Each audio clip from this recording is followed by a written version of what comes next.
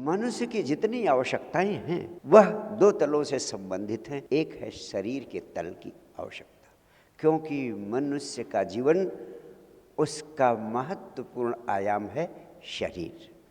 और दूसरा है आत्मा के तल की आवश्यकता, क्योंकि मनुष्य के जीवन का दूसरा महत्वपूर्ण आयाम है आत्मा। यानी मनुष्य, शरीर और आत्मा का जोड़।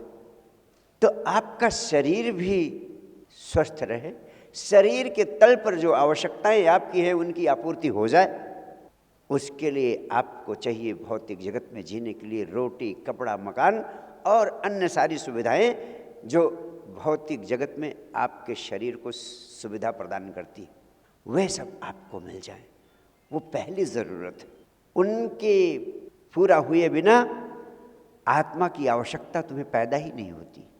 इसीलिए हमेशा एक बात कहता हूँ कि अगर आपकी जेब में 100 रुपये हैं और आपको किसी दूसरे शहर में रात में रुकना पड़ जाए, तो सबसे पहले आप भोजन की व्यवस्था करेंगे, ठहरने की व्यवस्था में खर्च करेंगे, या गीता की पुस्तक खरीदना चाहेंगे?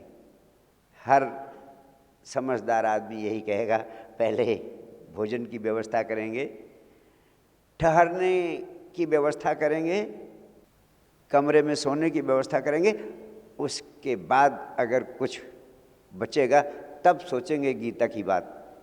तो अब तक मैं आपसे जोर देकर मनचाही चीज़ों को पाने के विज्ञान के दिशा में चर्चा करता रहा, लेकिन आप हैरान होंगे ये जानकर कि इस पृथ्वी पर सारे मनुष्य जिंदगी भर शरीर की आवश्यकताओं को पूरा करने में ही पूरी ऊर्जा लगा देते हैं।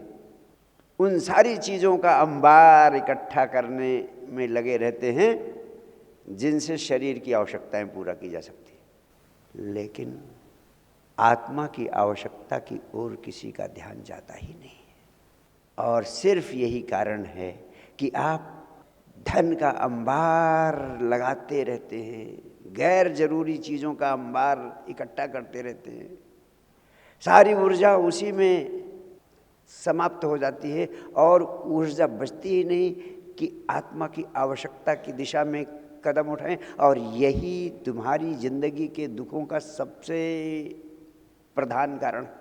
तुम्हारी जिंदगी में उदासी है, चिंता है, दुख है, तनाव है, भय, 24 घंटे भय से भरा हुआ जीवन। इस सब का कारण क्या है? क्योंकि आत्मा के तल पर तुम क्षीण हो, निर्जीव हो, आत्मा का अनुभव ही तुम्हें नहीं है। तुम्हें सिर्फ शरीर के तल की आवश्यकताएं और उनकी आपूर्ति में ही पूरा जीवन लगा देने का अनुभव। इसलिए समझदार आदमी वो है जो शरीर की आवश्यकताओं के पूरा हो जाने पर अपनी जीवन ऊर्जा को आत्मा के अनुभव की दिशा में लगा सके। ऊर्जा तो उतनी ही है, चाहे उसको इधर खर्चा कर दो चाहे उधर खर्चा कर दो। लेकिन जब शरीर की आवश्यकताएं पूरी हो जाए, बहुत सारे लोग हैं जिनके शरीर की आवश्यकताएं रोटी, कपड़ा, मकान की पूरी हो गई, और ना भी पूरी हो वो पूरी होती रहेंगी। अस्तित्व ने जिसे पैदा किया है उसकी आवश्यकताएं वो पूरा कर ही देता है, उसकी व्यवस्था कर ही देता है। माँ के गर्भ में बच्चा आता है, उस बच्चे के भोजन और पोषण का इंतजाम अस्तित्व पहले से ही कर देता है। जिस लड़की की स्तन में आज तक कभी दूध नहीं आया, गर्भ से बच्चा पैदा होते ही उसके स्तन में परमात्मा दूध उपलब्ध करा देता है ताकि बच्चे का पोषण हो सके।